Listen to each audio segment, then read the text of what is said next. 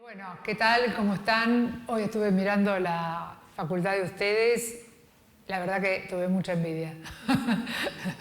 Porque, bueno, yo estudié en Buenos Aires, en la ENERC, y realmente vi cómo está diseñada la facultad de ustedes, las comodidades que tienen y bueno, me encantó, me encantó.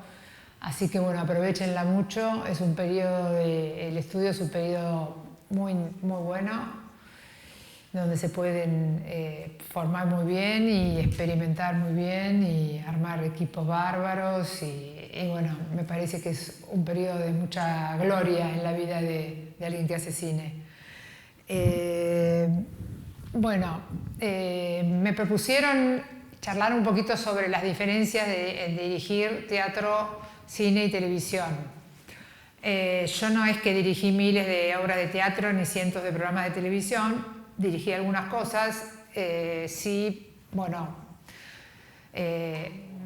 todo lo mío más estuvo dirigido hacia el cine, pero en el camino escribí teatro, escribí televisión y dirigí también esas dos áreas. Me estaba tratando de acordar un poquito cómo fue que yo entré al teatro, y la verdad que entré cuando estaba estudiando cine. Y entré básicamente porque yo siempre fui muy, muy fan desde chica de las películas de ficción y los actores eran como... Yo no sabía ni que se podía estudiar cine en esa época, estoy hablando de 7 años, 8 años, cuando yo tenía, y los actores siempre fueron muy importantes para mí, eran súper importantes. Y una de las cosas que me fui dando cuenta apenas entré en la carrera de cine era que había, por lo menos en ese primer año de la escuela de cine, había una deficiencia enorme con el tema de actuación. O sea, estaba todo muy centrado en la parte técnica, por lo menos en la ENERC, y técnica, digamos, no es que había tantas materias técnicas, pero había... O sea, mucho montaje, mucho guión, mucha dirección, mucho sonido, y había muy poquito de actuación.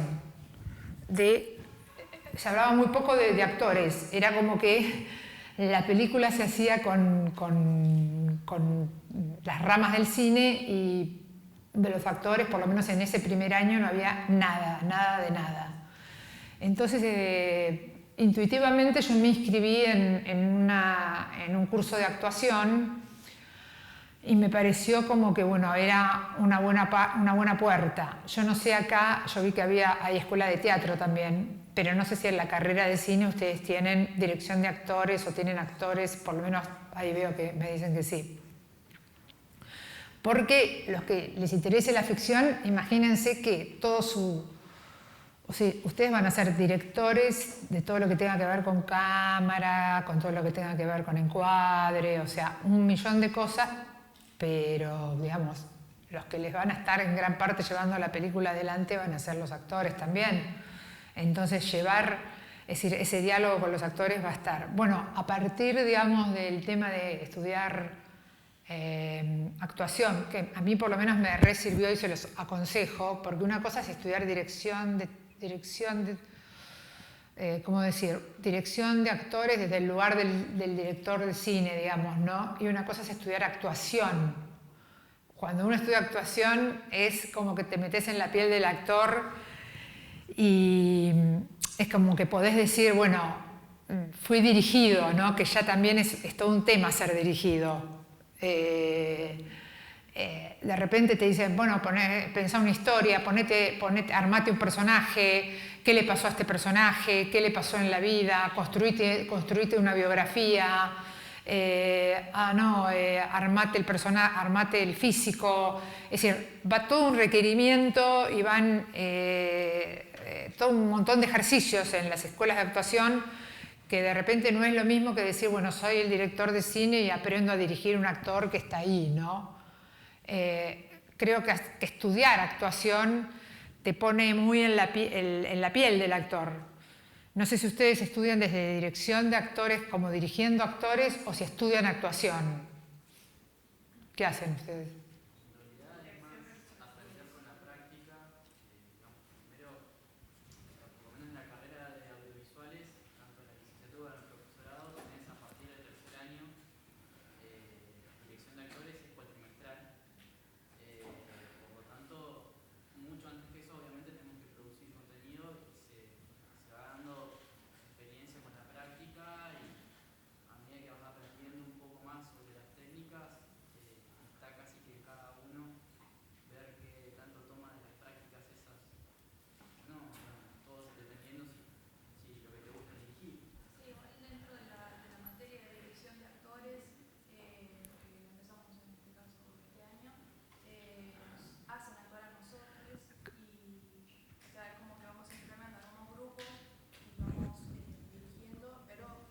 Actúan también, claro, porque el actuar es como que te pone en ese lugar donde vos de repente en el futuro vas a ser el que va a dirigir, pero también vas a hablar con una personita que está actuando. Entonces, si vos actuaste alguna vez, ya sabés un poquito dónde estás parado. O sea que yo eso lo súper recomiendo, ¿no? Es decir, como director de ficción es imprescindible que ustedes hayan pasado por ser dirigidos. Bueno, la cuestión es que de alguna manera yo entré al mundo del teatro ya como partícipe del mundo del cine. O sea, no es que yo entré al teatro como persona de teatro, sino como siempre con la mirada de cine. Pero de a poquito, digamos, también me fue gustando mucho el mundo del teatro. Y también después ya me metí un poco en dirección de teatro. Fui a estudiar dirección de teatro concretamente, con varios maestros de teatro buenos, muy buenos, Gené, Jaime Kogan, son directores de teatro que en su momento fueron realmente muy buenos. Y me sirvió mucho también toda la parte de dirección de teatro, porque te hace ver, digamos, bueno, ya ellos ven un poco como nosotros vemos en cine. Es decir, más allá de dirigir al actor, cómo contar una historia también más allá del actor, para lo que nosotros es el montaje, el guión, digamos, sonido, música, ellos lo tienen también, pero en teatro. ¿Se entiende? O sea, cómo van a contar esa historia con todo ese instrumental también. Cómo ese texto va a salir, no solamente con el actor, sino con todos los recursos plus que hay. Y bueno, que a mí me parecía fantástico, porque claro, cuando vos entras en el mundo del cine, es como que te agarrás de la cámara así y decís, ah, bueno, claro, yo tengo la cámara, tengo la luz, tengo el sonido, con todo eso yo voy a poder resaltar lo que yo quiero. Ya solamente con la cámara, bueno, me voy a un primer plano y yo ya sé más o menos que me van a ver al actor, me lo van a ver, nadie se va a perder ese detalle del lápiz que se cayó ahí, que yo quería que vieran ese lápiz. Y en teatro tengo un escenario, qué sé yo, este escenario, ¿cómo van a ver a ese lápiz que se cayó ahí? El actor, el público de la última fila, ¿cómo va a ver ese lápiz que se cayó ahí? Yo no tengo la cámara. Entonces, claro, para mí era como muy importante saber cómo se arreglaba un director de teatro para de repente contar algo donde a mí era como que me sacaban lo principal mío, que era la cámara, como directora de cine. Entonces, bueno, no les voy a contar ahora cómo hacen los directores de teatro, porque tampoco soy la gran experta, pero por lo menos me enseñaron algunas cosas que las apliqué en algunas obras que dirigí y que me parecen como fundamentales, como para poder empezar a entender. Y hay como dos cosas que son importantes y que de alguna manera tienen que ver y mucho con también el mundo del cine. Y se van a dar también en el mundo bastante de la televisión, en tanto y cuanto el programa que ustedes hagan o que ustedes participen pase más por ustedes y no sea, qué sé yo, un noticiero que, bueno, justo les toque dirigir. Llega a ustedes un texto de teatro, ¿no? Llega a ustedes un texto de teatro. Entonces ustedes, yo lo que me encontraba, digamos, o lo que te encontrás es con un texto, que yo lo puse ahí, un texto que es lo primero, lo que está ahí a la vista. Entonces, bueno, lo que estos maestros hablaban y lo que es claro es que ese texto está hablando de una época, está situado en un tiempo, está situado en un espacio.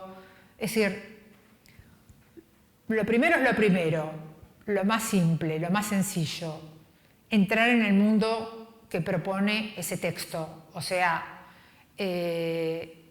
no empezar a zanatear con que me parece que, bueno, la época de... yo acá les había escrito, por ejemplo, bueno, por decir, un personaje como Ricardo III o Galileo Galilei, por ejemplo, ¿no? Entonces yo decía, bueno, ¿qué sé yo de Ricardo III? ¿Qué sé yo de la época de Galileo Galilei, de Brecht? Bueno, primero me tengo que informar y meter en el mundo de Galileo Galilei, de esa época, de qué pasaba. Es decir, hay todo un trabajo de investigación enorme que como directora de la obra yo estoy obligada a investigar. Es decir, por más que yo, quiero decirles una cosa, si me quieren preguntar algo, interrumpir en cualquier momento para hacerme una pregunta, están directamente, me interrumpen y ya está. No es que yo vengo acá y me pongo a hablar solita. Lo primero que tengo que hacer es informarme del mundo el mundo que voy a contar. Yo tengo que fabricar un universo. Pero yo ese universo no lo puedo sacar del aire. Yo me tengo que conocer ese universo que voy a contar. Me tengo que sumergir, por ejemplo, en Ricardo III, me tengo que sumergir en entre 1450 y 1500, Inglaterra, Escocia, reyes, la Guerra de las Rozas. Por ejemplo, Shakespeare habló de un jorobado porque el tipo se creyó que el tipo era jorobado. Ahora resulta que no, se descubrió el cadáver y no es jorobado, pero bueno, ¿qué significaba ser en ese momento rey? ¿Qué significan las batallas, los asesinatos que él cometió? Existió ese personaje, aparte, de hecho existió, como también existió Galileo Galilei. ¿Qué significaba en ese momento la teoría de que todos los planetas giren alrededor de la Tierra? ¿Qué significado tenía para la Iglesia? ¿Quién fue el antecedente de Galileo Galilei? Copérnico, que lo quemaron. Es decir, ya sea que los personajes existieron o no, o puede ser una obra inventada, vamos a suponer, qué sé yo, La muerte de un viajante, de Miller, bueno, transcurre en 1950 y pico en Estados Unidos. Es un drama absolutamente familiar, intimista, una familia, una madre, un padre, dos hijos de 20 y pico de años. Pero bueno, ¿qué es ser viajante de comercio en esa época? ¿Qué significa? ¿Qué trabajo tenía? Quizás uno puede decir, bueno, pero lo importante ahí es los vínculos, ¿viste? ¿Qué carajo me importa a mí? El trabajo del padre puede ser otro, pero no. Yo lo estoy ubicando en una época, en un contexto que en Estados Unidos pasaban determinadas cosas y que influye en el ámbito de la familia. Entonces, bueno, me tengo que ir a ese momento y tengo que entender cómo se movía la sociedad en ese momento, cuál era el vínculo entre los padres y los hijos. Es decir, hay todo un mundo objetivo que yo tengo, que es mi obligación como directora, conocer. En ese sentido, no es muy diferente a que a mí me traigan un guión de cine, que no escribí yo, por ejemplo, que se sitúa en un contexto determinado, y en el cual yo tengo que investigar también como directora. En ese sentido, no sé, no es muy diferente. También es mi obligación sumergirme en todo eso. El director, es decir, en ambos casos hay objetivamente, son mundos donde yo me tengo que sumergir. Alguien me podría decir, bueno, pero pará, porque yo como director o directora no me interesa contar el mundo, hacer esa transcripción de la obra en una clave realista. Sí, quizás es cierto, no me interesa hacer esa obra, el Ricardo III, en una clave realista, pero primero tengo que aprender qué pasaba de verdad para romper, como ustedes ya sabrán, esa clave realista. Porque si yo no lo entiendo, no sé qué voy a romper, ¿para qué voy a romper algo que ni conozco? O sea, y realmente en serio, investigando el mundo real es donde me van a aparecer los mundos fantásticos. O sea, el despegar de un mundo real es donde realmente quizás empieza a despegar mi imaginación. O sea, por eso es muy importante el texto, es decir, no empezar a delirarse así desde el minuto que a uno le dicen, ay, sí, vas a tener que hacer el Ricardo III. Ay, sí, porque yo me imaginé que la joroba tenía que ser toda la obra, que sea una joroba grande y él que camina por la joroba. No, pará. Contame un poquitito cómo es, realmente metete un poquito en la historia y después empezá a partir de ahí a imaginarte cosas. Porque siempre la realidad te va a hacer despegar. Bueno, o sea, si yo los escuché a directores de teatro que hicieron puestas sumamente imaginativas y sumamente irreverentes, decir, bueno, escuchaba hablar tanto de la sangre, bueno, los hicieron chapotear a los personajes en agua, en sangre, toda la obra. Y no tiene nada realista eso, pero bueno, es lo que le despertó escuchar hablar en Ricardo III todo el tiempo de la sangre que iba a derramar él para llegar al poder. A cada uno le va a despertar algo diferente, pero bueno, el marco, digamos, el texto lleva un marco de la historia. Después hay otro tema que es fundamental en teatro, que es el diálogo. O sea, que es lo único que hay, porque los personajes no tienen, en teatro no hay acción, o sea, no está descrito como en el guión acciones, objetos, muy poquito, es muy breve lo que hay. Entonces, bueno, es interesante, digamos, entender a los diálogos, pero el diálogo no es el personaje, porque sería como una partecita muy breve de nosotros, sería una partecita casi muy chiquitita, diría Freud, de lo que nosotros expresamos, el diálogo. Más bien es preguntar y cuestionar al personaje qué siente cuando está diciendo esto. Entonces, tenía un profesor de teatro que siempre decía, un director de teatro que siempre decía, ¿por qué no le preguntás al personaje lo que está sintiendo cuando está diciendo esto? Porque es mucho más interesante lo que está sintiendo que lo que está diciendo. Entonces, bueno, ¿qué está sintiendo el personaje en cada una de las escenas en que habla, en cada uno de los momentos que aparece? Todo ese rastreo de los personajes en lo que dicen, en lo que sienten, en lo que hacen, puede estar marcando un montón de contradicciones, pero en definitiva me están dando como una especie como de, en lo que estoy haciendo yo, como una especie de trabajo detectivesco sobre qué quieren los personajes, porque en definitiva lo que estoy haciendo es haciendo un trabajo, digamos, de investigando cuál es el deseo de los personajes, qué quieren los personajes, qué desean los personajes. Y en el deseo del personaje es donde van a empezar a aparecer los conflictos que hay en la obra. Y a mí lo que más me interesa, en definitiva, saber es cuáles son los conflictos que hay y que se juegan en la obra. Porque cuando sepa los conflictos, voy a saber de qué habla la obra. Porque lo más importante para mí va a poder ser enunciar, en definitiva, de qué está hablando de qué corno está hablando la obra. Porque la obra de alguna manera está enunciando algún tipo de conflicto. Es decir, y lo más increíble de todo es que en ese conflicto que está anunciando la obra, los personajes están alineados, unos de un lado del conflicto y otros del otro lado del conflicto.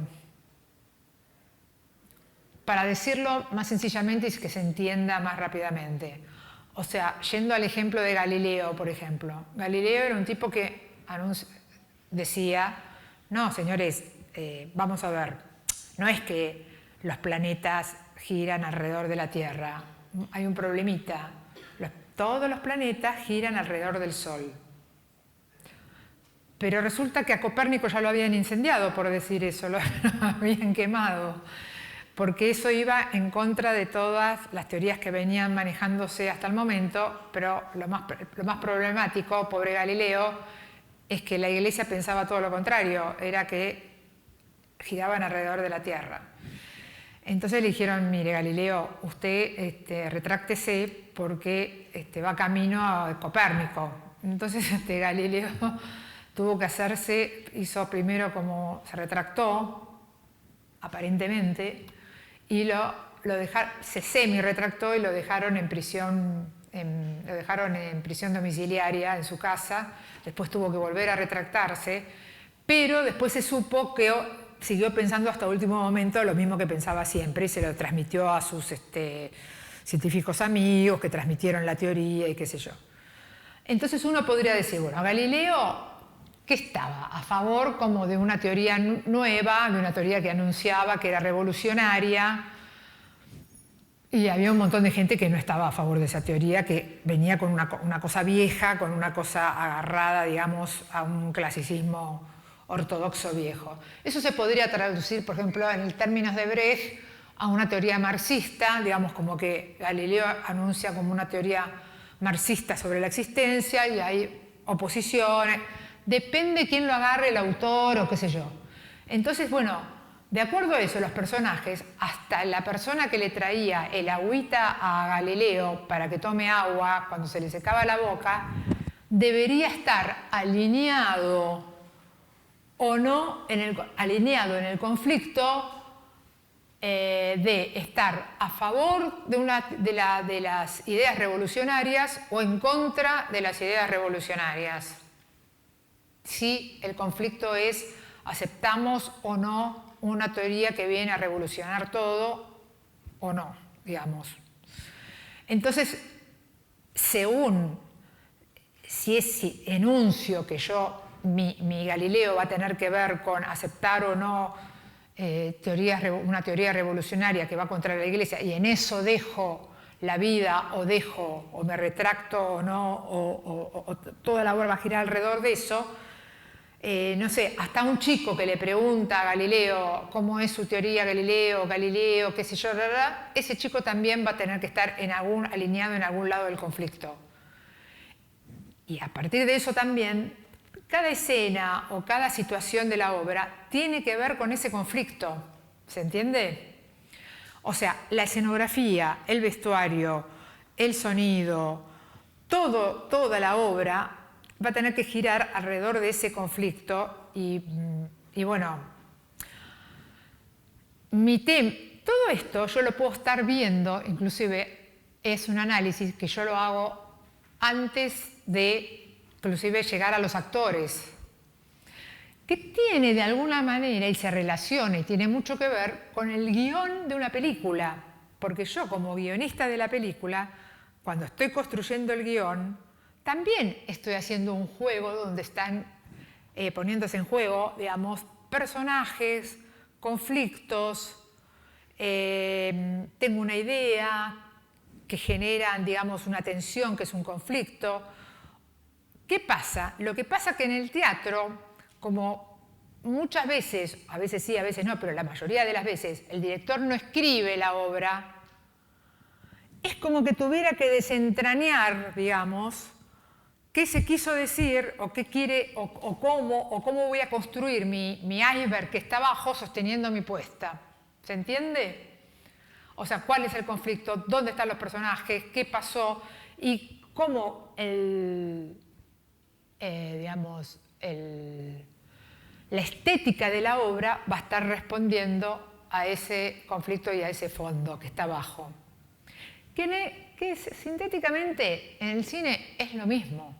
O sea, cuando veamos el tema del cine, vamos a ver que, en definitiva, mi encuadre, ¿a qué va a responder? Al marco que vos le quieras dar. Sí, pero ¿de dónde saco el marco yo? Del texto. Sí, del texto, pero ¿de qué del texto? De lo que vos fuiste imaginando y querés plasmar o querés llevar como realidad en ese universo que estás creando. Claro, pero ese universo que estoy creando, ¿qué tiene? Tiene como conflictos, un fondo, que tiene algo que yo quiero contar, que tiene una problemática, tiene algo. Claro, porque si no es un capricho mío. ¿De dónde voy a estar sacando la estética de la película? Si vos analizás una película, digamos, desde el lugar, vos como espectador, digamos, te pones a analizar una película desde la estética que utilizó un director, vos decís, bueno, ¿a qué responde esa estética? Y debería estar respondiendo algo. Claro, es como un mensaje subliminal, que está por detrás, no se dice con palabras, pero le da la vida en realidad a eso que vos querés representar. Exactamente, exactamente. Y es lo que hace, de alguna manera, el director de teatro cuando hace su previo análisis y su investigación, hace algo parecido.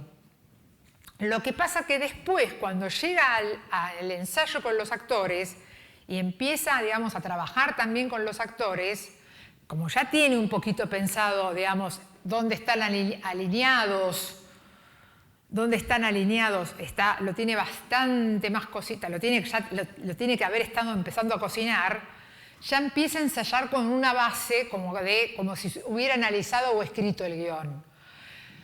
Ahora, lo que tiene el teatro de increíble es que tiene mucho más tiempo también, no siempre, a veces los directores de cine también tienen mucho tiempo, pero bueno, en este caso en el teatro tiene un tiempo muy privilegiado para ensayar con los actores y aparte que el actor brinde muchísimo, aporte muchísimo, colabore muchísimo con la obra. Y aparte realmente en serio, está proponiendo todo de sí para aportar, no sé, para aportar, es un elemento fundamental, que cuenta muchísimo en el teatro, que cuenta muchísimo. Es decir, vos podés contar una película donde el actor participa por ahí un 30%, de ficción, digo, donde el actor participa un 40%, donde hay actores un 40%, pero no podés contar una obra de teatro donde haya 40% de actores nada más. Porque por más lindas pantallas que le pongas atrás o qué sé yo, llega un momento, viste, que vos decís, bueno, es como que necesitas al actor, viste, la gente va a ver al actor también. Necesitas al actor. En cambio, en el cine no.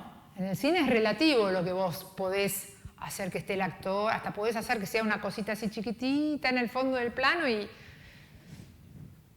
bueno, es una composición el actor. Forma parte casi de la composición, inclusive.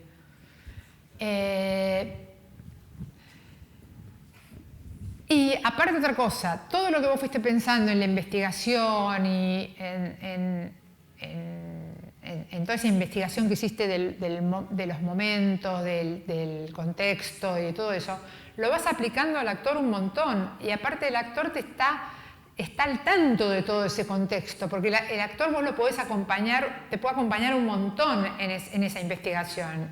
Y vos le podés brindar un montón y está muy abierto aparte a saber y a conocer del contexto también. Entonces te aporta también, y te aporta de una manera brillante, qué sé yo, de repente vos decís, bueno, sí, porque los espadachines, bla, bla, bla, bla, y de repente se entrenaron para espadear y te arman una escena de espadachines, viste, en primer plano, y vos decís, bueno, es genial esto, pero como vos tenés también, vos tenés la idea de repente de que suenen las espadas de una manera determinada, por ahí le metés un fondo de sonido de espadas que está en un nivel completamente irreal y queda buenísimo. O sea, el director de teatro también tiene un montón de elementos para usar. O vos decís, bueno, sí, hoy en día le podés meter pantalla de video, hay miles de cosas que podés meter como director de teatro. O sea, romper con el teatro isabelino, digamos, de puff, solamente los actores puestos en un escenario así y nada más. Bueno, hoy en día el teatro es infinito, es una performance infinita de cosas que se pueden hacer.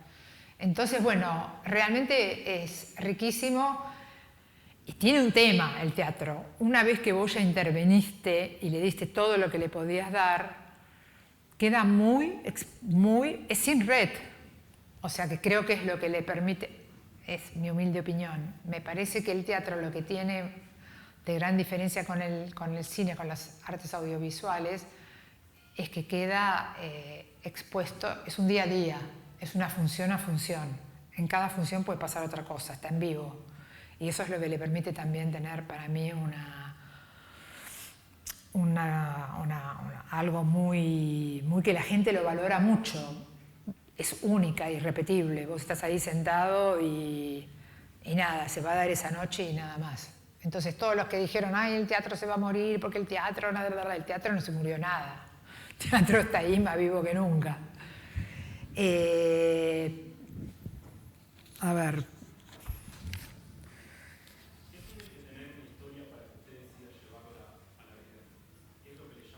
¿A llevarla a dónde? A la vida. ¿Al escenario de un teatro? Mira, yo antes pensaba, sinceramente te digo, hace muchos años, pensaba que, ay, bueno, esto es ideal para teatro, porque es más íntima, es más antes. Ahora te digo, sinceramente, yo creo que cualquier historia se puede llevar al teatro. Pase una batalla naval acá arriba, no sé, a mí me da la impresión que el teatro abrió sus horizontes de una manera fenomenal, con recursos, con síntesis, con una síntesis impresionante de recursos donde de repente podés estar como en una... Aparte hay como un código entre el espectador y el teatro, hay un código, ¿no? Hay un código de sonidos, de sombras, de luces, te vuelvo a repetir, de proyecciones, no sé, hay muchos recursos, hay muchos códigos que el espectador ha estado metiendo en los últimos años que hacen que inclusive vos digas, bueno, esto se terminó, que esto, viste, la famosa frase, ¡ay, esto parece teatro! No, esto parece teatro, ya no corre más. Hoy en día, no sé, la síntesis que te puede hacer hasta, no sé, una cancha de fútbol. No sé. Aparte lo que tiene el teatro es que, por lo menos, no sé, tiene un público muy renovado, muy deseoso, con muchas ganas, no sé, yo lo veo como... Y es el lugar de lo posible también, ¿no? Hablando de producción, es un lugar bastante posible. Los actores, viste, se prestan a ensayar. Hablando de producción, digamos, acá te habla mi parte de productora, los actores se prestan a ensayar más, los espacios se consiguen mejor, mucho menos plata que el cine. Está bien, de repente van 30 espectadores, 40 espectadores, 50 espectadores, están una vez por semana, pero de repente están 5 o 6 meses las obras de teatro y vos vas con una película, está una semana. Entonces, al final decís, bueno, che, ¿qué me conviene más? ¿Estar 5 meses de a 30 espectadores, 40 espectadores o estar una semana en el Gomón? No sé, me pregunto, ¿no? Bueno, pasamos a... Pero siempre la conclusión que sacamos es cuán importante es el el entender de qué estoy hablando para conseguir una estética, para dar una estética. O sea, nunca, jamás la estética debería ser gratuita al contenido. Cada, no sé, un escarbadiente que cae debería tener un porqué. En teatro, en cine, y si manejo yo la tele yo, la manejo yo, también debería tener. Cuando yo estoy haciendo televisión por primera vez, entro en una productora que hacía teleteatros, que era del hijo de Alejandro Romay, de Omar Romay, que hacía esos grandes teleteatros así de las monjas y de qué sé yo. Y él lo que me dice es, no, porque yo quiero parecer, él era muy fanático del cine, y me dice, yo lo que quiero tratar de hacer es que mis cosas parezcan así más cinematográficas. Bueno, o sea, trataba de ir con mucha producción y qué sé yo. Y yo lo que veía, digamos, me contrataron para escribir, no sé por qué, porque la verdad que yo en mi primera película no tenía nada que ver lo que menos tenía que ver era con un teleteatro, una película llamada Los Espíritus Patrióticos, que era una sátira política, nada que ver. Y yo lo que veo claro, el director grababa, había un director de exteriores, un director de piso. El director de exteriores era Spinner, Fernando Spinner.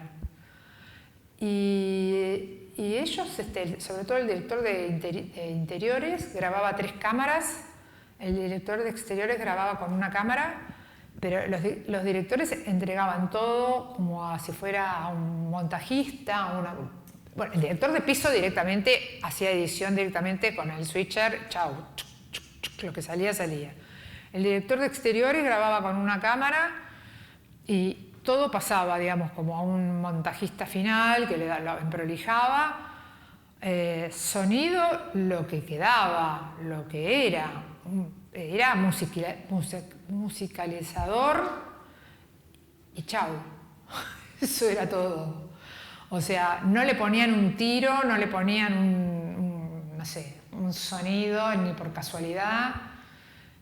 Color no existía, nada, o sea, bueno, ya el hecho de grabar switcheando ya era 3 cámaras, bueno, un plano general, plano para una cosa, plano para la otra y nada, era 1 más 1 más 1, 3, 1 más 1, 2, se sabía más o menos el juego de cámaras que tenía, era elemental. Y entonces, después de 2 o 3 meses que yo escribía y veía la novela, le digo a Omar Romay, sí, vos pondrás mucha guita en producción, digamos, la verdad que habían construido unas calles y todo, pero la estética es televisión todavía, salvo exteriores un poco. Y bueno, digamos, lo que por lo menos yo conseguí después es que lo jodí tanto que la otra novela que se hizo después, entonces me dice, ¿por qué? Le digo, porque acá el director ni pincha ni corta, o sea, no existe el director acá, el director es nadie, o sea, no existe el director.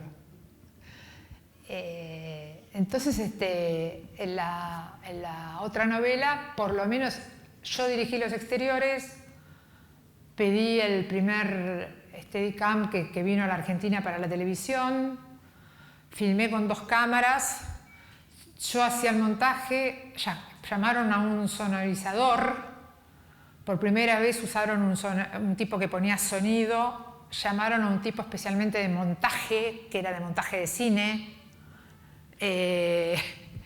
y se hizo Más allá del horizonte, que por lo menos tenía un poquito más de... Sí, por supuesto que el argumento era el argumento de la novela, pero por lo menos tenía un poquito como más de vida, porque mismo los brasileros ya venían haciendo más cosas más interesantes. Pero bueno, quiero decir, al poquito tiempo apareció Poliladron, o sea, empezó a pensarse una televisión diferente. Y Y bueno, y hoy en día, qué sé yo, la cosa más interesante quizás que haya son algunas series también, las series de Netflix o las series de algunas series que vienen de afuera de HBO también. O sea, por eso yo digo, lo que digo, que la televisión es como una especie de medusa de 150.000 cabezas. O sea, está el programa de cable más elemental, como puede estar la sofisticación más enorme hecha por David Lynch. O sea, entonces digo, bueno, depende a dónde fuiste a parar, qué guita tenés, o sea, en qué producción estás. Es inmensa, infinita. O sea, lo que más quisiera que les toque a ustedes, como que más querría que me toque a mí, como me tocó en otras ocasiones, es, bueno, una serie donde uno pueda manejar un guión interesante y donde sea como del director la serie. O sea, sería casi como una cosa parecida al cine, en donde, bueno, vamos a estar involucrados en el montaje, vamos a estar, bueno, aunque no sea guión nuestro, pero vamos a tener que ver con el guión, porque, bueno, lo vamos a haber visto, leído, opinado, vamos a tener que ver con, vamos a haber charlado con la parte de arte del programa, de la miniserie, vamos a tener que haber charlado, o unitarios, pero por lo menos un unitario que tenga, no sé, una estética, donde el director tenga pinche para algo, porque si no, bueno, nada, lo otro va a ser, bueno, un programa de televisión simple, común, elemental, como para que salga al aire y nada más.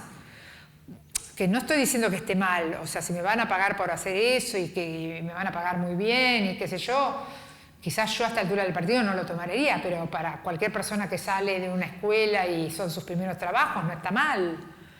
Pero lo más deseable es tener como un producto que uno pueda manejarlo.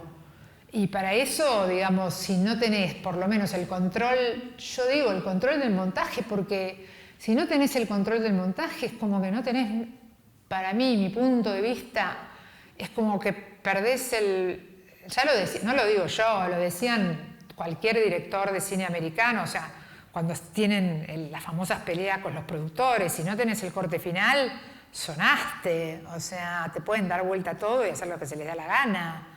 Entonces, bueno, está bueno la tele en tanto y cuanto, si sos el director o la directora, realmente tengas la posibilidad de manejar el corte final, tengas la posibilidad de dar tu opinión de arte, si podés opinar algo del casting, aunque bueno, en televisión es muy importante también la opinión de producción, si te van a conseguir una estrella y ellos quieren que sea esa, va a ser esa. O sea, todavía estás en una zona donde, bueno, sos la directora, sos el director, no sos, viste, amo y señor, como decía el paraguayo el actor. A menos que seas productor, director, qué sé yo, pero es mucho más interesante la televisión de estos últimos años o los programas de estos últimos años que lo que era la televisión hace 30 años atrás. O sí. Yo creo que el único problema el único problema nuestro es que nosotros no estamos en un país productor realmente de series en serio. Nosotros estamos en un país donde, bueno, tratamos, de acuerdo a quién gobierne o no, de hacer lo mejor posible que podemos con algunas series que podemos hacer. Pero hay muchas posibilidades. En la web, por lo menos, hay series que están muy buenas. Yo creo que se pueden hacer cosas buenísimas con la tecnología que hay, sin costos demasiado altos. La imaginación suplanta muchísimo. No sé, me parece que es una era tecnológica privilegiada donde se pueden hacer cosas increíbles. Sí.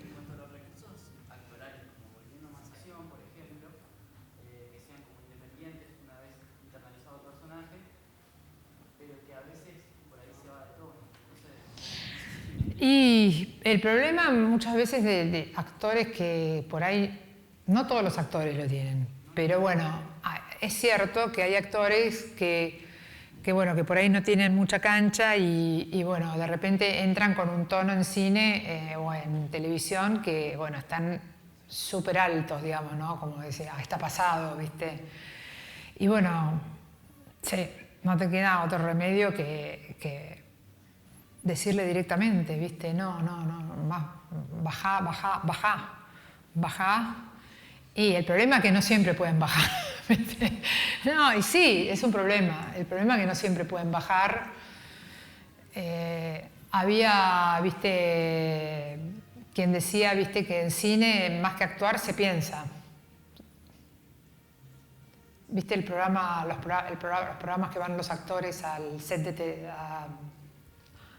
Hay un programa ese programa que tienen, es un programa yankee que van los actores, los grandes actores, no sé si fue Bárbara Hershey o que dijo, que había ido a charlar con Marlon Brando y Marlon Brando decía, yo en cine no actúo, yo pienso nada más lo que pienso, no lo actúo.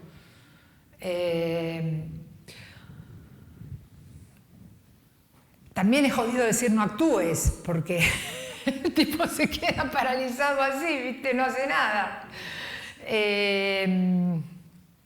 Es una joda, ¿viste? Es una joda grande, porque vos lo que querés en ese momento que el actor o la actriz no te sea un problema. O sea, quizás ahí en el momento que veamos cine, que ya faltan instantes tan solo, quizás podamos decir que voy a hacer un poco... Yo amo trabajar con los actores, me encantan, soy amiga de actores y todo, pero quizás te tenga que decir que realmente trabajen con los mejores actores que puedan. O sea, realmente, en el casting, que es una instancia bastante importante de un trabajo audiovisual, ya sea para el corto de la facultad, ay no, porque yo no sé, porque vas a ver más que yo si llamo a un buen actor, porque como yo nunca trabajé con actores y estoy estudiando, qué sé yo, llamar a un buen actor, te digo una cosa, llama siempre al mejor actor que conozcas. En verdad, elimina a los actores que no te parezcan que son buenos. No llegues al set con ese actor. Sería la mejor respuesta que te puedo dar es esa. Y si llegó a pasar, llegó a filtrar el casting ese que me pasó a mí una vez con un actor que pasó el casting porque los hizo bien los castings y se taró en el Fernando en la cámara oscura también. Se taró, no podía hacerlo y bueno, le saqué texto, aunque te parezca mentira, le terminé sacando texto. Le dije, bueno, decí esto solo nada más. Pero me di cuenta que nunca lo iba a poder decir bien, así de una. Y es muy difícil enseñarle a actuar a alguien en medio de que vos estás que está con las cámaras, ¿viste? Decilo lo más bajito que puedas, pensalo. Porque aparte el actor se pone mal, ya se da cuenta que está mal, que va mal encaminado. Es duro, es muy duro. No es fácil. Por eso yo te digo que yo por lo menos lo que yo recuerdo de los cortometrajes míos es decir, no me acobardé de llamar a buenos actores. Porque el actor tiene un tema. Si vos sabés de qué va el corto y te tenés confianza y lo preparaste bien, que a todo esto el corto tiene que ser siempre El corto es como si fuera un largo, pero en cortito. O sea que es como... No, tiene las mismas responsabilidades, los mismos compromisos, las mismas preparaciones. Lleva los mismos exactos pasitos que un largo. Entonces es el prototipo del largo, es un pequeño prototipo. Si vos filmaste 5 o 6 cortos en tu vida, vos sabés dirigir un largo. Es mentira que vos no sabés dirigir un largo. Vos sabés dirigir un largo. Entonces, No hay que acobardarse con los actores. O sea, si vos estás seguro de qué va tu corto, de qué encuadres más o menos estás pensando, de qué tipo de actuación estás queriendo y todo eso, el actor es de por sí, si ve a un director tranquilo y confiado, lo va a respetar. Lo va a respetar mucho. Entonces no le va a importar si es su ópera prima, lo va a respetar. Eso de no llamar a gente mejor que uno en el sentido de que porque yo estoy en primer año, porque yo no sé, no corre, es una estupidez. Hay que llamar al mejor en cada rubro que se tenga. ¿Y cómo trabajás la relación por ahí para nosotros un poco? Bueno, ¿nos vamos metiendo en cine? Dale. Vení, Natalia. Entonces, Natalia trabajó conmigo en un montón de películas, es mi asistente de dirección, que es un personaje que te salva la vida siempre.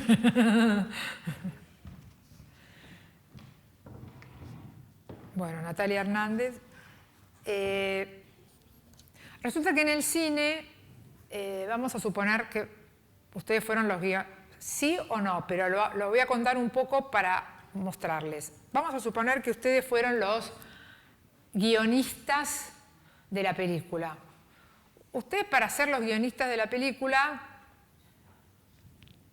digamos, partieron de una idea o partieron de personajes que saben que hicieron algo, o partieron de una trama, o partieron de algo. Yo les voy a decir 6 pasos básicos de guionista como para poder llegar al guión, como para que después veamos por qué se los digo. Entonces fueron pergeñando en su cabeza, o con un amigo o amiga, como guionistas, fueron pergeñando y dijeron, bueno, vamos a ver, voy a empezar a volcar en escritura, a ver las ideas que voy teniendo y voy a elegir estos personajes y van a ir planteando como si fuera, esto sería como ideal, ¿qué voy planteando? Que estos personajes o este personaje va a ser, digamos,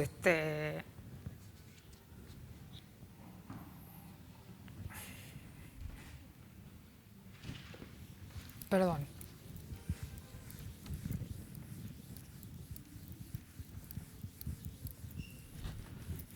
Es una refrescada de guión, ¿no?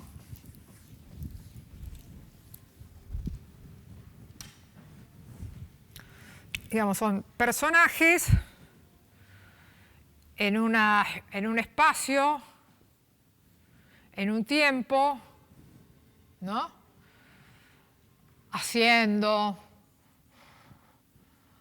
algunas cosas, por alguna razón que se desencadenó, empiezan a hacer algunas cosas y tienen que empezar a luchar ahí por sus cosas, y en un momento dado, por otro tema, que es también un giro, esto los podemos llamar giros, la cosa se define y llegan a un final. ¡Pip! Es un esquema muy básico, ¿no? Súper básico. Pero tiene varias razones de ser que son interesantes, que son que acá tienen que definir al personaje, la época, el tiempo, el desarrollo, qué es lo que los lanza, qué deseo los lanza, qué situación los termina de definir y cómo termina. Que para un guionista parece que no, pero le puede llevar su tiempo.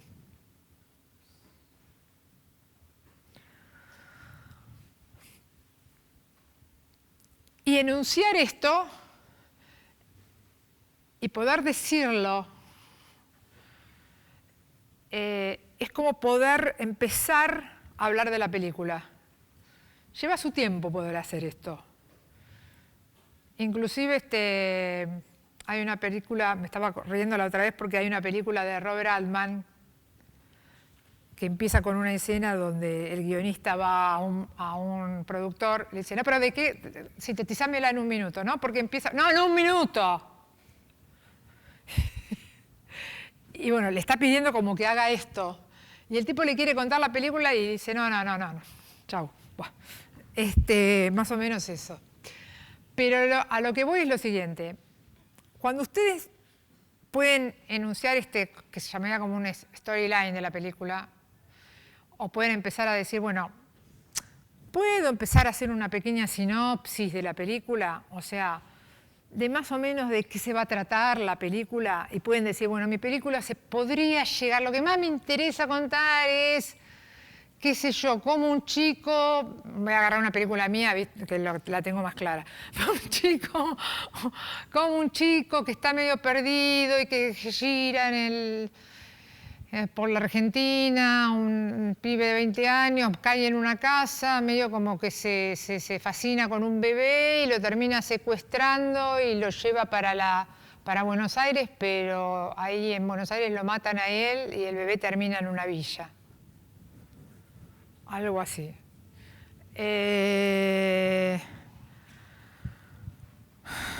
O sea, van a trabajar con una pequeña sinopsis. Después van a decir, entonces, ¿de qué estoy hablando? Ya empiezan a tratar de manejar un conflicto. Hay una frase que dice, si tenés más de un conflicto, hacé más de una película. O sea, finalmente hay un solo conflicto importante en una película. O sea, no se pueden contar 80 conflictos. Sí, se pueden abordar muchos personajes, que esto y que lo otro, pero hay como una gran fuerza, hay como una... ¿Vieron cuando una película empieza que para un lado, que para el otro, que para aquí, que para allá, pero también aquí, pero también quiere morder en todos lados y al final no muerde en ninguno? No, decídanse por uno. Bueno, esto es más o menos el argumento de la película. Y después, bueno, ¿cómo la voy a contar? El tratamiento.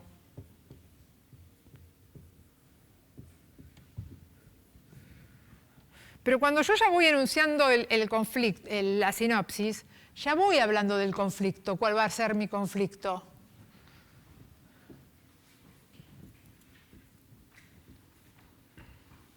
Que lo dije recién. Bueno, ¿cuál es mi conflicto? Después el tratamiento es como si yo dijera cómo la voy a contar. Estéticamente, ¿qué estoy viendo de la película? Después, yo trato de saber, me meto con el tema un poquito acá yo vuelo mucho, ¿no? En el tratamiento. Yo digo, bueno, porque yo me imagino que va a tener música y que va a tener esto, la cuento, pero como si se la contara tipo, me volviera escenógrafa, me volviera vestuarista, tuviera todo junto, todo yo, todo. Pero yo acá, de repente me vuelvo montajista. Por eso el guionista tiene que saber todos los oficios. Y es como si la armara como una escaleta, ¿no? Y hago como una especie de escaleta.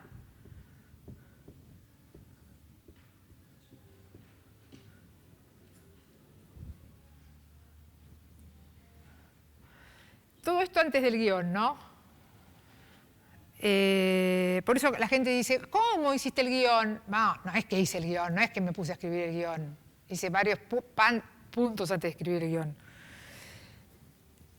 Y acá yo dije, bueno, ¿cómo la voy a contar? La voy a contar, bueno, yo me imagino que primero llega acá, volviendo al ejemplo del chico que está viajando por el país, primero está viajando, llega a la casa, es otra secuencia descubre el bebé, otra secuencia convive con la familia, otra secuencia, bueno, la madre del bebé se va de la casa, otra secuencia conviven él con el bebé y con el padre, otra secuencia lo rapta y se va para Buenos Aires, otra secuencia sufre en Buenos Aires, otra secuencia lo matan.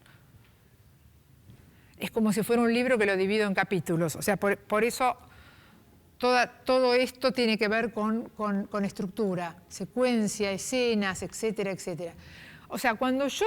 Y de repente puedo ir llegando a lo que es el guión. Y cuando llegué al guión, digamos, es como que yo ya vi conflicto, vi estética, estética, vi montaje,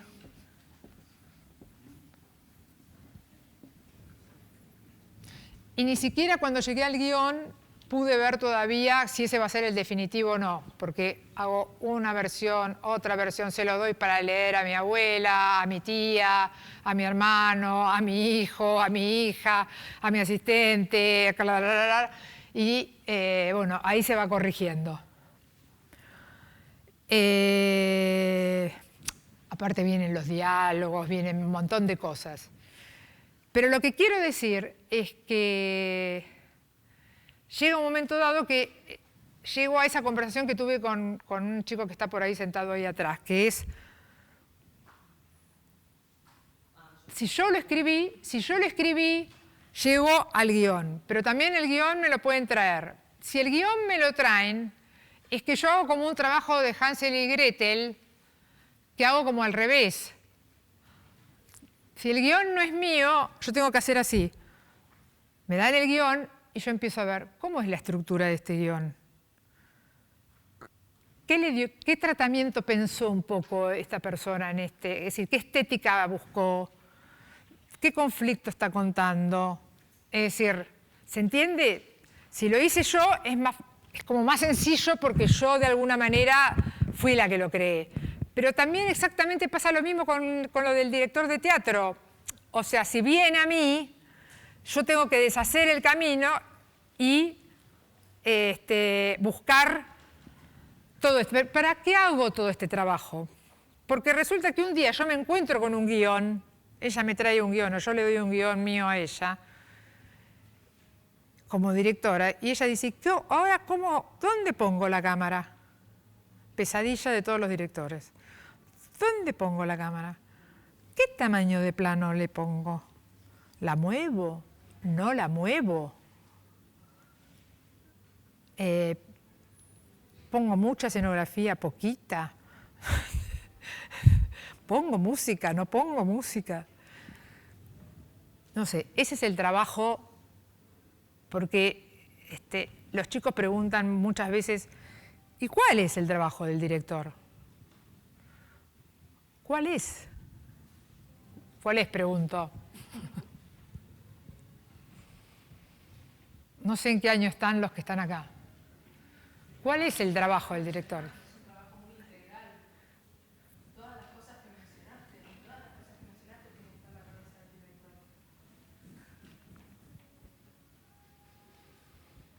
Y cuando recibe el guión, ese primer instante, o tiene el guión en sus manos, en sus manitas,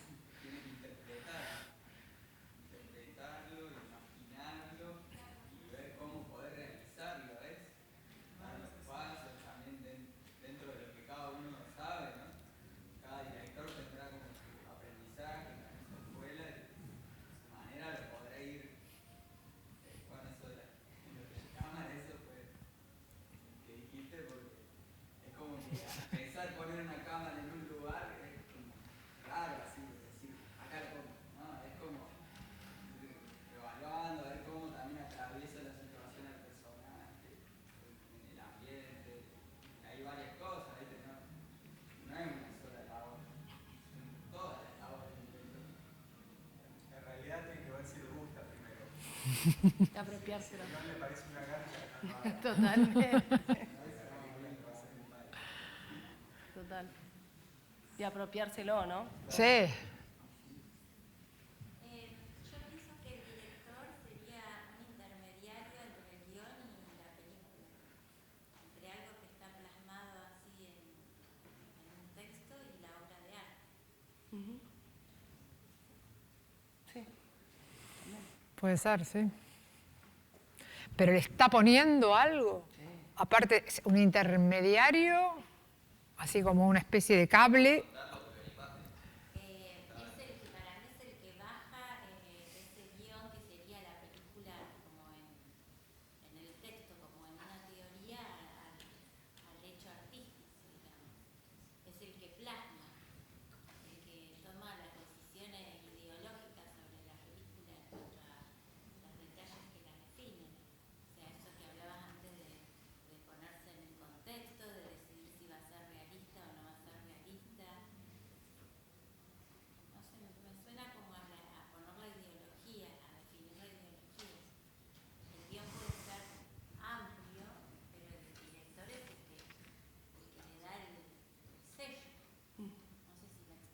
Sí. No soy muy estúpida, soy cinéfila. Sí. No, porque, digamos, como que a veces es un momento, sería quizás como, a veces me ha pasado a mí que es ese instante que está terminado el guión o que el guión está ahí en la mesa y todavía no hay una sola toma pensada, ni encuadrada, ni dibujada. Por supuesto que hay directores que tienen, como se decía por acá, métodos que son: yo no encuadro nada, yo no pienso nada. No sé, yo charlo con las cabezas de equipo que hagan más o menos lo que puedo llegar a pensar, pero yo con la cámara voy al lugar y lo que me surge, me surge. Yo por lo menos así no puedo trabajar. Puedo improvisar mil cosas, pero no así.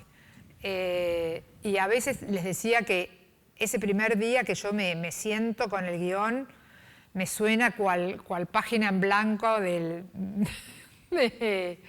autor, ¿no? Esa página en blanco que vos decís, pero ¿cómo empiezo? Pero no es tan así. No es tan así también. Sí, decime. Perdón, es como ese momento bisagra en donde ya vas dejando lo literario y te embarcás hacia un nuevo lenguaje, o sea, todo lo que pensar en ese lenguaje visible que es el cine en sí mismo. Entonces, por eso es en realidad difícil, porque es abandonás un lenguaje y te sumergís en otro, que tiene que ver con lo visual, sonoro. Sí. A vos no sé, pero por ejemplo, vos cuando tenés un guión, ya sea lo escribiste o ya sea te llega, no es que cuando lo estás leyendo te vas, porque aparte el guión no es un texto literario tampoco, es un texto escrito audiovisualmente, que esa también es la tarea de un guionista. Un guionista no escribe un libro, escribe con lenguaje audiovisual. Y es muy importante que lo escriba así, por eso es una profesión. Pero como directora, no vas viendo en tu cabeza partes de una película, ¿no la vas viendo cuando la estás leyendo a veces? Sí. Igual, yo aprovecho que me das la palabra, Sí. voy a hablar como asistente de dirección, que es lo que soy, más que directora. No, directora Las dos sos. cosas, pero soy más asistente de dirección y yo lo que les puedo contar es los distintos tipos de directores con los que he trabajado y las distintas maneras que tienen de abordar el trabajo del director. Digo, porque así como vos decís que hay... que vos no sabes dónde poner la cámara, hay directores, bueno, María Victoria es una directora que, por ejemplo, no llega al set, al primer día de rodaje, sin tener toda la película dibujada por ella, cuadro por cuadro, con palitos, así, ella sabe el encuadre de toda la película, lo va a hacer. Única de los directores con los que he trabajado, y aparte dibujado por ella muy artesanalmente, muy hermoso. Después hay otros directores que hacen un guión técnico, que saben también cómo van a contar cada escena, y hay directores que no, que saben lo que quieren contar en cada escena, pero voy a buscar el encuadre, como decís, voy a hacer un ensayo con los actores y ver qué sucede en el momento, y ahí decido dónde poner la cámara. También el rol del asistente de dirección es tratar de descifrar y de ir acompañando las distintas metodologías de cada director y directora. Lo mismo pasa con el guión, me parece. Hay directores que son muy vehementes con seguir exactamente lo que dice el guión, escrito por ellos o escrito por otros, pero generalmente escrito por ellos. Habla y en este momento le toma un trago y sigue hablando, y a veces, y hay otros directores que es, bueno, mientras está hablando, si tomó o no tomó, no importa porque estoy contando lo que quiero contar de esta escena. Digo, son distintos tipos de directores, digo, no hay ninguno mejor ni peor, hay algunos que le llevan más tiempo y otros que le llevan menos, pero son distintas maneras de dirigir también. Claro. De dirigir en cuanto a la cámara, digo, encuadres, etc.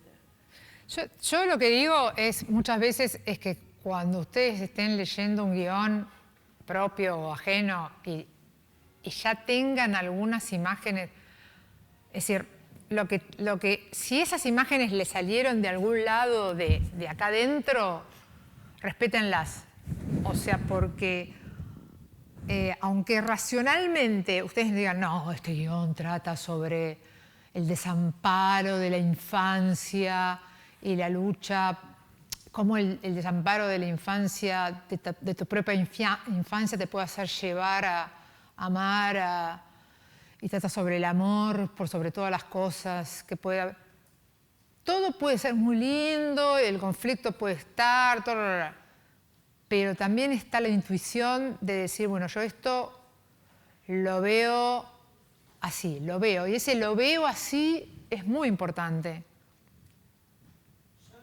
Cuando vos planteás una historia, generalmente hay directores que tienden a enfocarse en hacerte pensar en algo o reflexionar en algo, y hay directores que se enfocan en sentir, que vos sientas, te conmuevas. Cuando vos vas a buscar cualquiera de las dos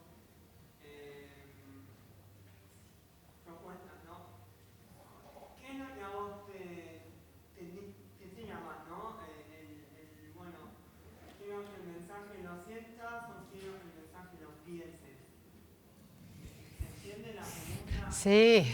Es como, me parece una de las cosas más preciosas que tiene el cine, es eso, el conmoverte y el decir a través de un par de imágenes y un buen montaje, me puedo poner en un estado muy bello o de reflexión, ¿no?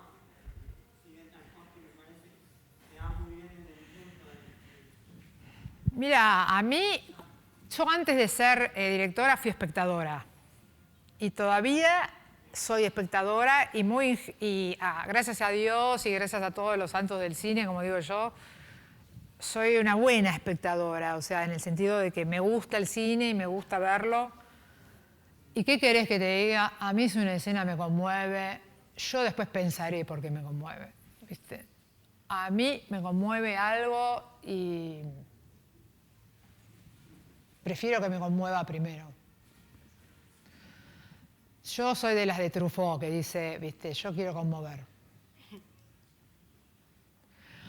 Ojo, también hay escenas de humor o de qué sé yo, que vos decís, bueno, te estás riendo y la estás pensando y estás diciendo, sí, este estuvo genial en que armó esto, con esto, con esto, con esto, y me hace reír, porque lo estoy pensando.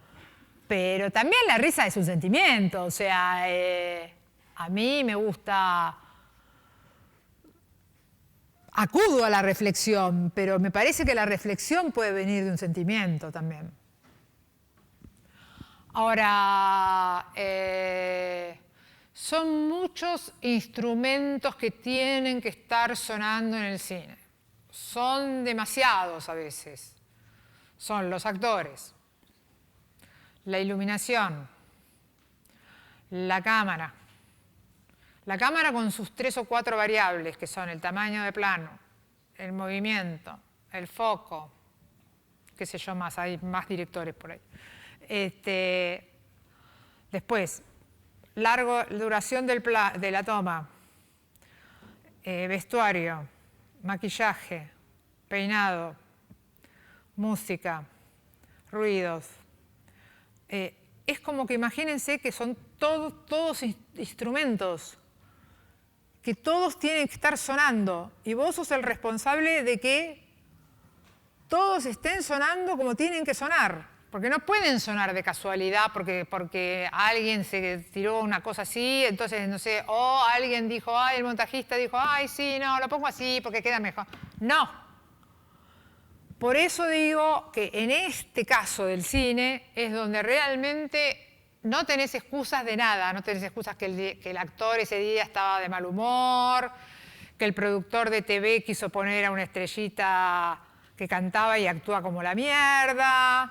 No, Está bien, te puede agarrar también algo de dinero, que justo no hubo tiempo de volver a la locación, ahora vamos a hablar de eso.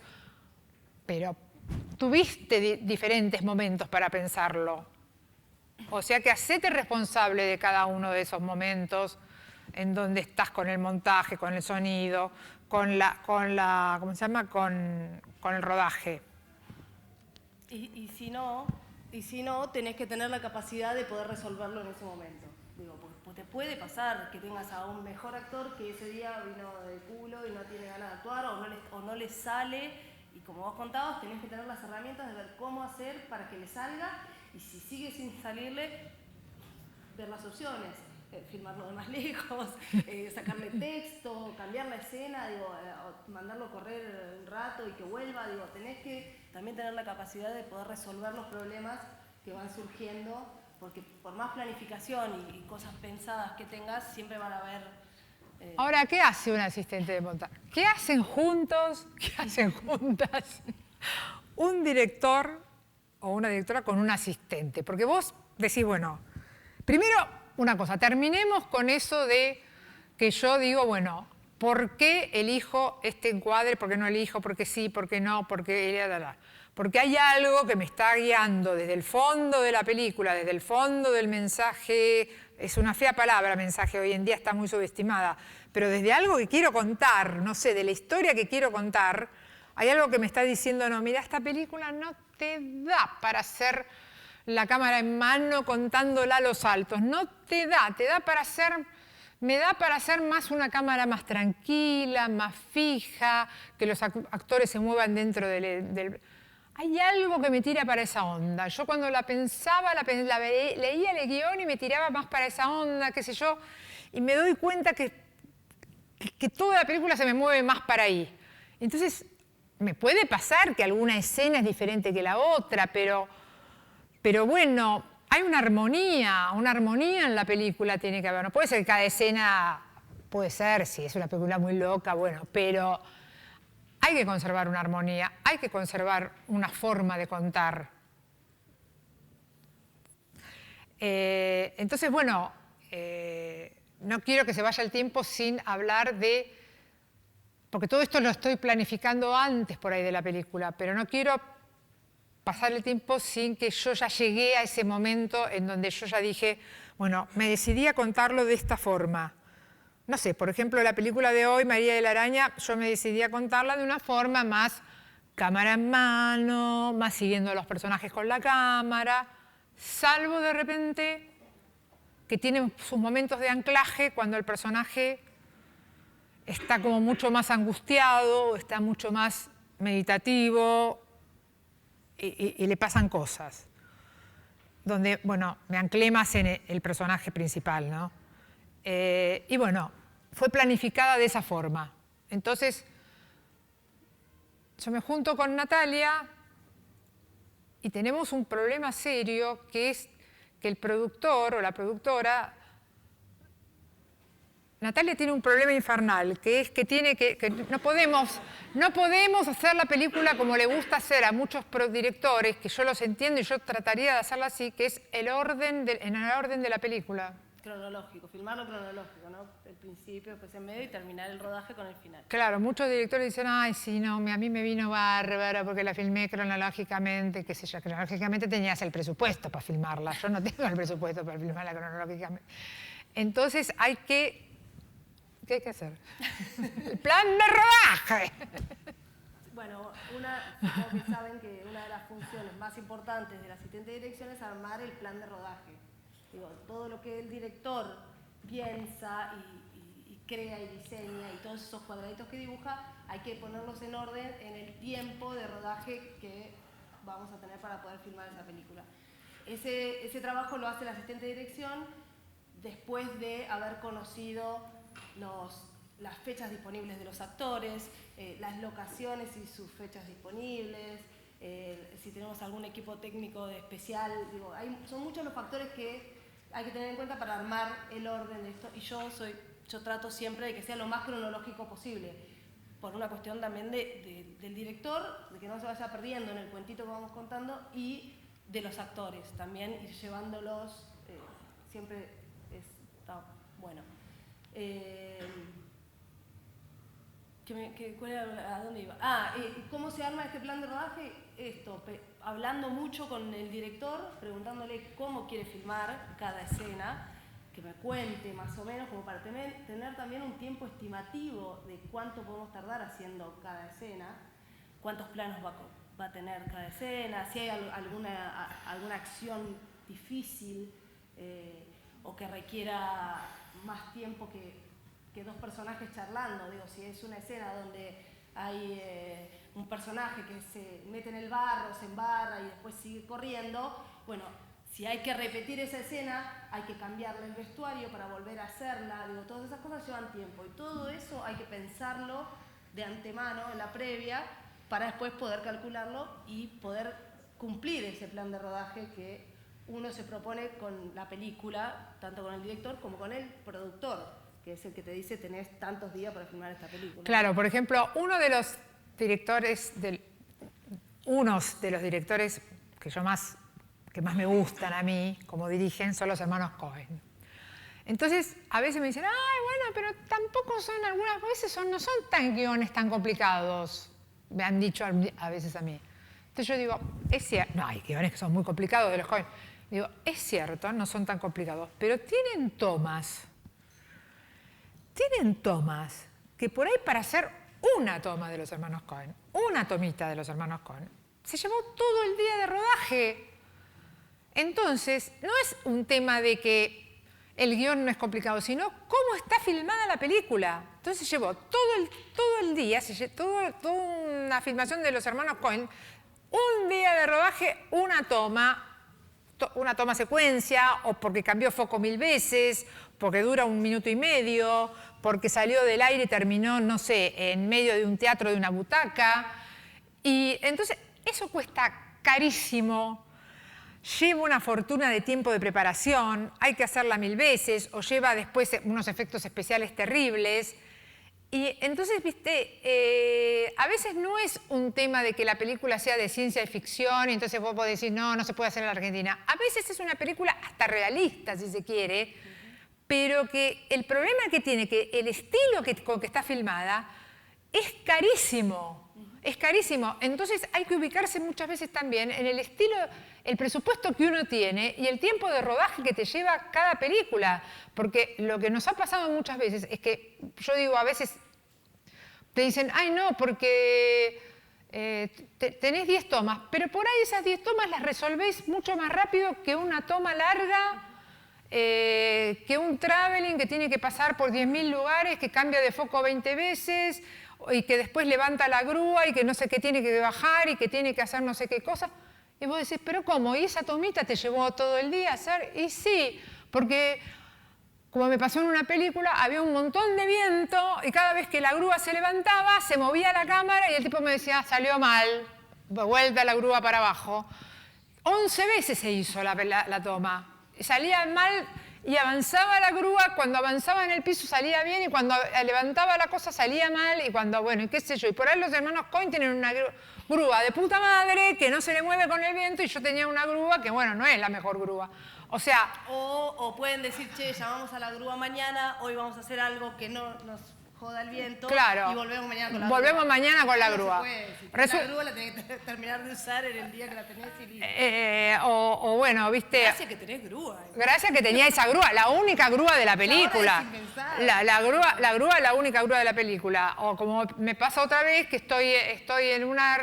Se arma todo un mercado en una ruta, al costado de una ruta se arma todo un mercado, todas las escenógrafas ahí poniendo todo, colgando todos los pescados, las cosas, los chinchulines, bla, bla, bla, bla, bla. De repente viene una tormenta y Natalia me dice, no, filmemos rápido, filmemos rápido. No se podía volver a esa locación, porque la logística de la locación era de tal manera que no se podía volver.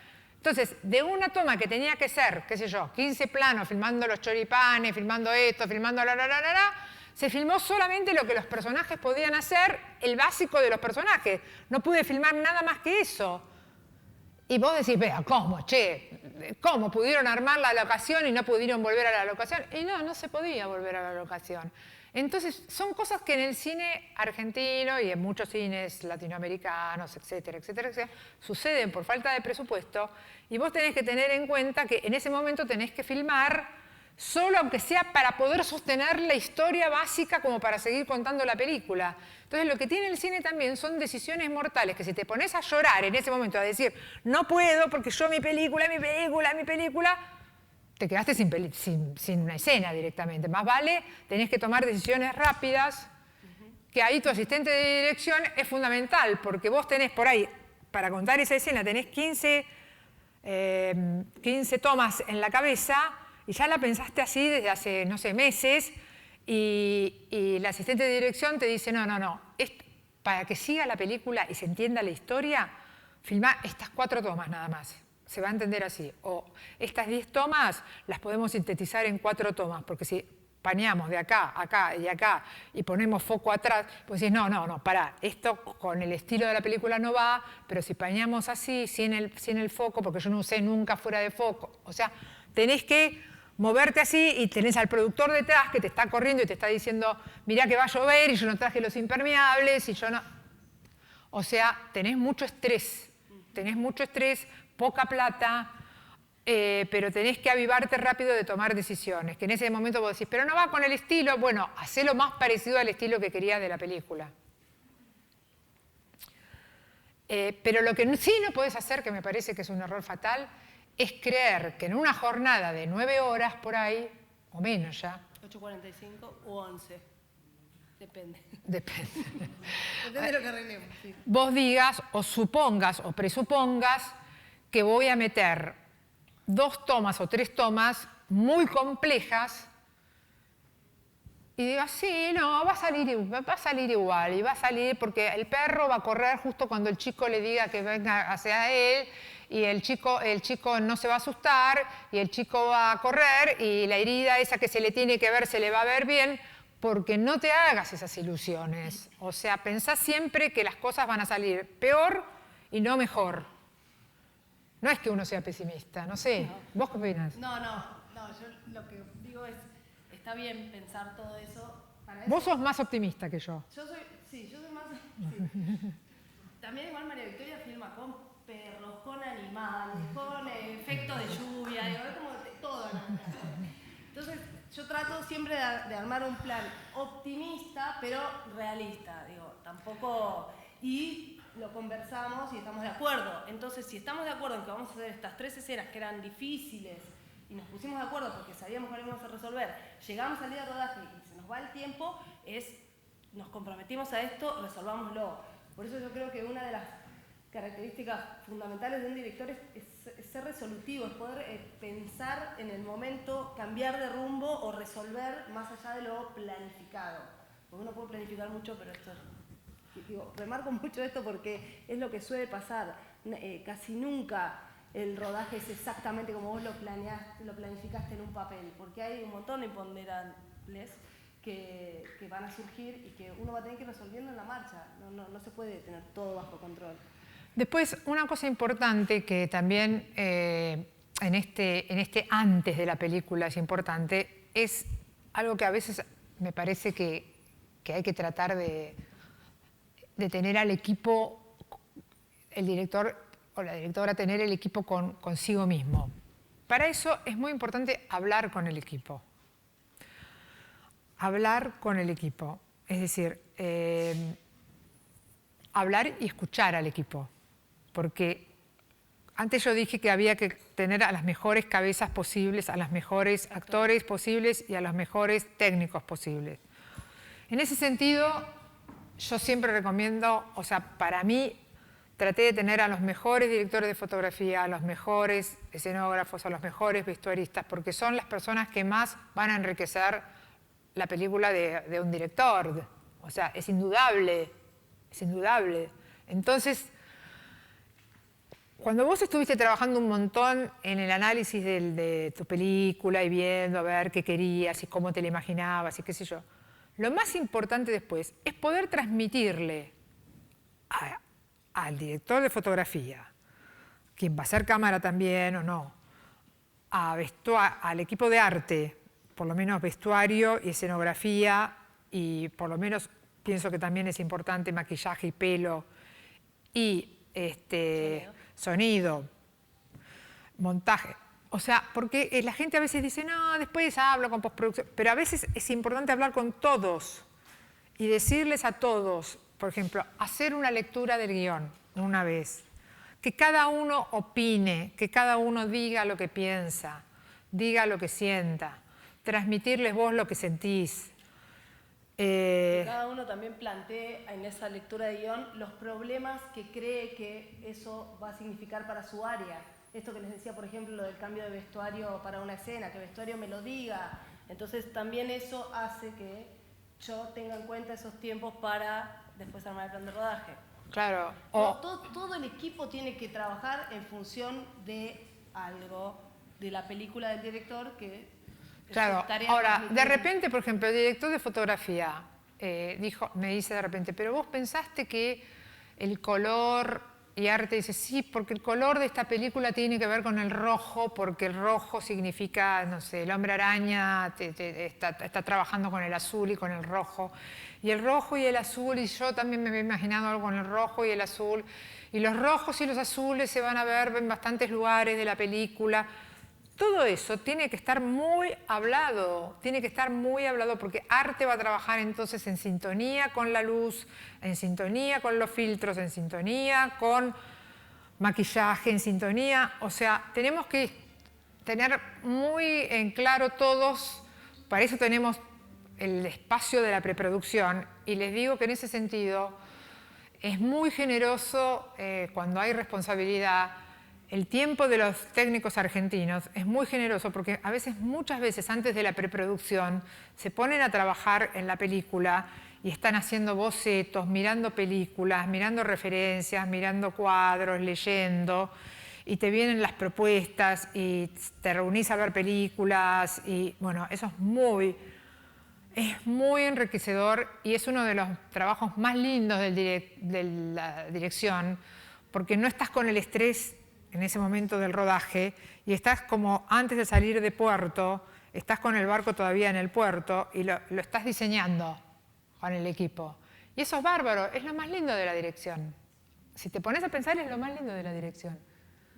A mí me gusta mucho el rodaje. A vos te gusta el rodaje, te gusta estar ahí en la emoción de la tormenta. Llega un punto donde, Bueno, a mí me gusta porque es como que después, cuando estás en rodaje, hay como una mirada significativa muchas veces sí. en escena, que tiene que ver con que se está cumpliendo esa consigna de, por ejemplo, poca luz, los negros son importantes, las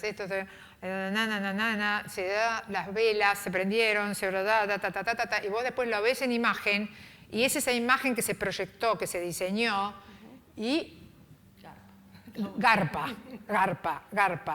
O sea, es como un diseño previo hablado que garpa mucho. También con los actores, o sea, el ensayo con los actores, yo por lo menos ensayo con los actores, no escenas de la película, no me gusta ensayar las escenas de la película, me gusta encontrar los personajes, que encuentren a los personajes. O sea, que encuentren a los personajes, que si yo les preguntara y les hiciera hablar como los personajes y les hiciera preguntas y que yo me pudieran contestar como los personajes, por lo cual lo que es importante es la historia de los personajes. Por lo cual, si puedo ir con ellos, como he podido ir a veces a casas donde están los personajes, los barrios de los personajes, cuando son historias actuales y qué sé yo, eso garpó mucho, muchas veces, me ayudó mucho.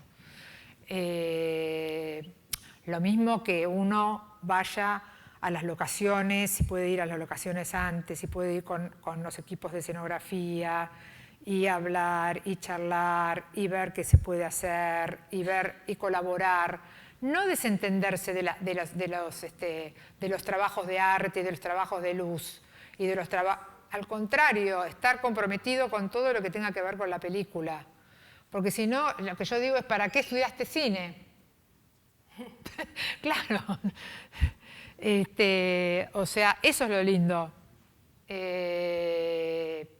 Yo ayer te escuchaba a vos, Diego, hablar del trabajo de documentales. Diego. No te veo porque soy media miope. Y yo viví lo mismo que vos con un documental que hice donde era un equipo muy chiquitito y sentí la comodidad de ese equipo chiquitito. Pero en respecto a las películas de ficción, cuando son más grandes, también me gusta compartir ese trabajo de equipo de armar como el cuento más grande, digamos, ¿no? Y como la imagen que tengo de ese cuento, ¿no? Como la ilustración, ¿viste? Como si uno pudiera ver la ilustración de ese cuento, el armado de ese cuento, que es con lo que te dicen los directores de teatro también, ver como la puesta de ese cuento. Es decir, me gustan, cuando soy observadora de cine, me gusta ver las cosas de escenografía, las cosas de vestuario. Por ejemplo, cuando vi ahora la película de La Favorita, no sé si la vieron, véanla si pueden. Esa película muy buena, tiene un guión fantástico y tiene una cámara deslumbrante y tiene, no sé, la actuación es espectacular y tiene la escenografía, el vestuario, todo es realmente espectacular. Y te cuenta y te lleva a un mundo completamente diferente. Me encantan esos viajes así como me puede gustar ir al futuro, ir al pasado, a mundos imaginarios, o sea, me fascina. Y la verdad que me hubiera encantado nacer en un país de grandes posibilidades de producción, haber podido tener más plata alguna vez para hacer más producción. Bueno, hice algunas cositas, pero bueno, no sé si voy a volver a poder hacer. Difícil, pero me gustan, digamos, las historias, porque por ahí me gustaban también cuando era chica y me gustaba ver esas historias, esos mundos, pero realmente, no sé, pero también me gusta de repente agarrar una cámara y que alguien te muestre un trabajo, qué sé yo, como puede ser filmar con un teléfono una historia y con actores nada más, y que los actores se luzcan de puta madre y sea un conflicto de ahora, y me parece que se puede hacer. Y me encanta, tengo un hijo que hace historias para la web de comedia y me mato de risa y me parecen geniales. O sea, y me parece que eso también es una maravilla, digamos, poder hacer. Y también agarrar una cámara solo y ir con un equipo de sonido y de repente decir, bueno, puedo hacer algo. Me parece que la tecnología está muy abierta y desde esa camarita sola a armar como un gran equipo de gente trabajando, me encanta. Bien. ¿Qué tenés vos para decir de...? Quería ver si querían preguntar algo, ¿no? Ustedes iban a preguntar algo antes, ¿no? Sobre la relación de director asistente, por ahí lo que más me interesa también es, con respecto a los actores, volviendo un poco, digamos, por ahí es más trabajo de segundo asistente de dirección, o quizás alguien que no es la cabeza de... Pero, ¿qué tanto la directora, vos personalmente, cómo trabajás la burbuja que envuelve a esos actores dentro de la vorágine, digamos, de filmar y de meterse en el rodaje? Y después tengo otra pregunta. Bien. Yo como trabajo... Pensé que no, que vos No, ¿cómo lo...? vos.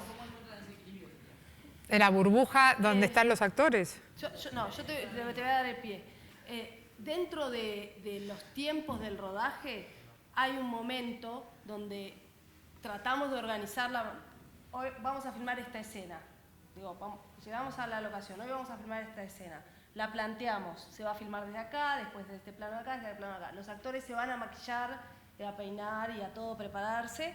Y mientras el equipo técnico, yo me quedo en el set organizando con el director de fotografía, arte, que todo esté planteado para que cuando los actores estén listos vengan a ensayar, las mando a la directora a hablar con los actores.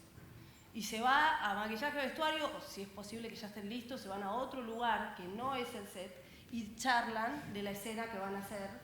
Y cuando llegan al set, ensayan, se les hacen las marcaciones. Muchas veces, antes de que lleguen los actores, hacemos un ensayo mecánico con nosotros, los técnicos, con mi ayudante de dirección, donde el director dice, bueno, ella va a estar parada acá, se mueve hasta acá, bla, bla, bla. Entonces cuando vienen los actores al set, yo les marco esos movimientos y ella le marca la actuación. Digo, en general el asistente de dirección no hace marcaciones de actuación, pero sí de movimientos, ¿no? De posiciones.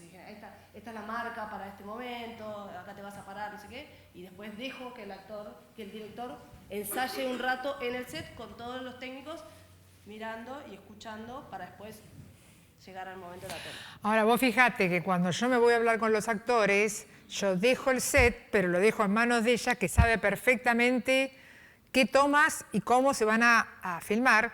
Pero aparte, yo ya tenemos hablado con el director de fotografía, claro, qué va a hacer. Sí, yo me voy re tranquila a hablar con los actores porque ya el set sabe, digamos, el set queda en manos de ella, queda en manos también, ella ya tiene hablado, inclusive el director de fotografía le dice, pero esta era la toma, que sí, ella dice, sí, es esta la toma. La escenógrafa le dice, Natalia, acá se tenía, esto se va a ver, acá no se va a ver. No, esto, todo el mundo le pregunta a ella, pero ya de alguna manera esa escena ya fue hablada, ya fue un poco charlada, ya fue esto.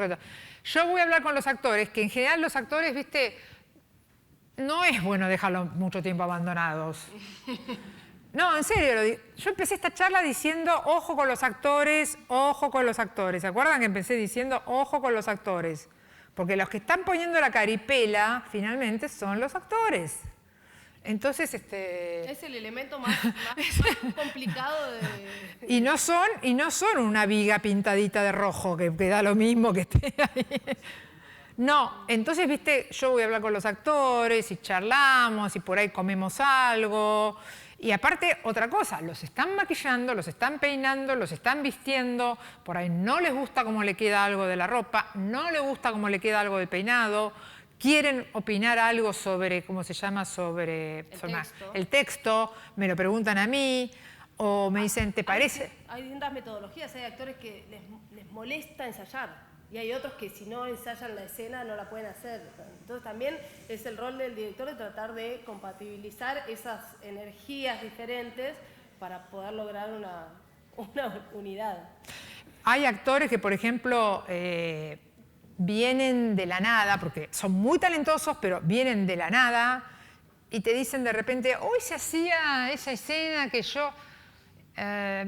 y por ahí no son muy responsables, pero te dicen... ¿De dónde venía yo acá? Que es el tema del actor de cine, que el actor de cine por ahí, viste, se pierde un poco en el guión a veces, viste, ¿y de dónde venía? Entonces vos como director tenés que saber claramente de dónde venía, dónde iba, de dónde, qué sé yo, qué fue lo último que dijo, cómo estaba, qué estado de ánimo mantenía, viste, qué estado de ánimo mantenía. Que bueno, que es importante, ¿viste? Yo lo escuché una vez a Darín hace poco decir que él antes en las películas se la pasaba jodiendo, hace mucho. Y que ahora él se encierra un poco más en el camarín y que trata de meterse en mantener el hilo del estado de ánimo como para la escena que le toca. Retomar ese estado Pero hay actores, viste, que son... Y por ahí son igual de eficaces, yo no los critico, son igual de eficaces que Darín o más. Pero que vos le tenés que decir, no, vos te acordás que te habían pegado en la escena anterior y que vos estabas muy triste, qué sé yo, y acá entraste contento para disimular. El tema es que vos tenés que disimular, que te pega... Ah, cierto. Y te la hacen 10. Pero tenés que estar como dispuesto para el actor.